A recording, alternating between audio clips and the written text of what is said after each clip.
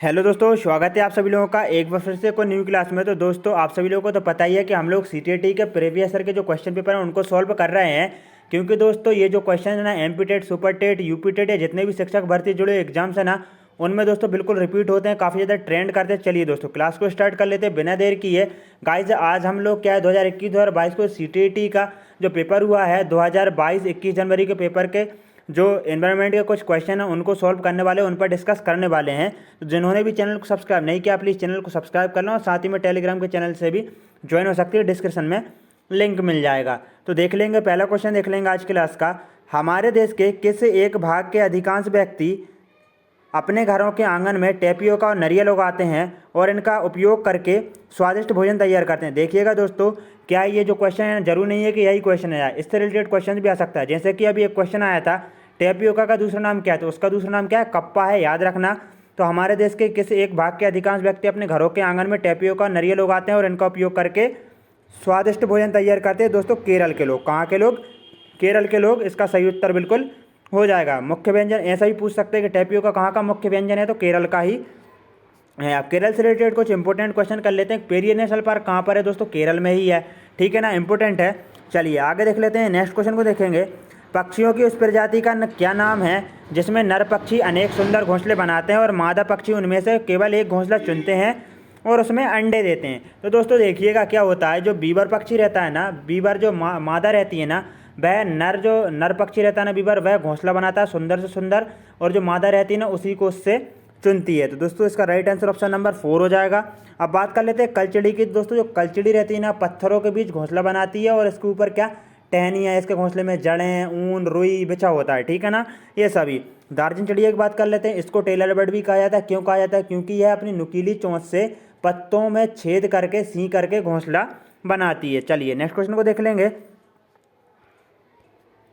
तो दोस्तों डॉक्टर ने किसी व्यक्ति को प्रतिदिन दवाइयों के साथ हरे पत्तेदार सब्जियां, आंवला और गुड़ खाने का सुझाव दिया। यह व्यक्ति कोई रोगी होना चाहिए जो पीड़ित है। तो देखिएगा दोस्तों, वह कौन सा रोग है जिसमें हरी पत्तेदार सब्जियां, आंवला और जो गुड़ वगैरह है ना उनको खाने का सुझाव दिया जाता है? तो वह है एनीमिया। कौन सा है? एनीमिया है। तो दोस्तों इसका सही उत्तर ऑप्शन नंबर 1 हो जाएगा। चलिए तो नेक्स्ट क्वेश्चन को देख लेते हैं। दोस्तों ये सभी के सभी क्वेश्चंस काफ़ी इंपॉर्टेंट है और सभी के सभी एग्जाम ओरिएंटेड क्वेश्चन है। ब्रॉन्ज कांसा एक मिश्र धातु है जिसके प्रमुख संगठक कौन कौन से? ब्रॉन्ज जिसको कांसा भी बोला जाता है एक मिश्र धातु है दोस्तों। इसके संगठक कौन कौन से हैं? तो इसके संगठक हो जाएंगे, कौन कौन से हो जाएंगे दोस्तों? इसका जो सही उत्तर होने वाला है ना वह हो जाएगा हमारा 65 का हो जाएगा ऑप्शन नंबर 2, ठीक है ना, कॉपर और तांबा, ठीक है ना, मतलब कॉपर जिसको तांबा बोला जाता है और टिन।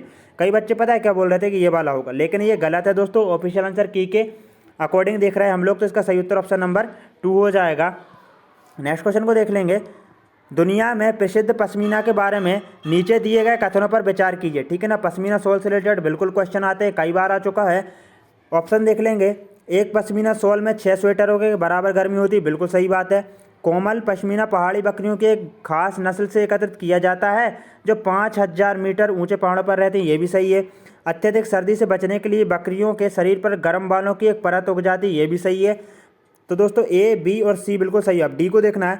पतले बालों को बकरियों के शरीर से कटने के पश्चात मशीनों द्वारा बुनाई की जाती है, ये गलत है। मशीनों के द्वारा बिल्कुल बुनाई नहीं की जाती, हाथों के द्वारा बनाया जाता है, ठीक है ना।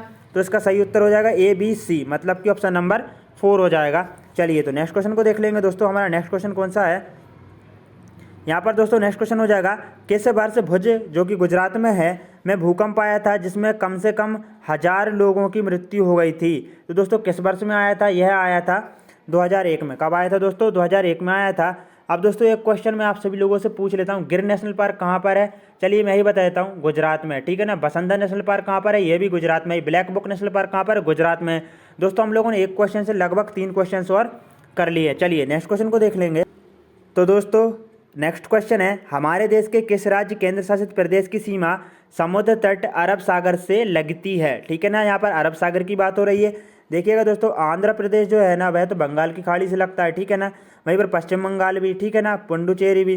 लेकिन दोस्तों कर्नाटक की बात करेंगे, ये जो है ना वह अरब सागर से लगता है। सही उत्तर हो जाएगा ऑप्शन नंबर 2। नेक्स्ट क्वेश्चन को देख लेंगे। विशेष प्रकार का नृत्य जिसे चेराव नृत्य कहा जाता है कहाँ के लोगों द्वारा किया जाता है? इसकी एक 2 मिनट की क्लास है, आपको आई बटन में दोस्तों आप आई बटन पर क्लिक करके देख सकते हैं।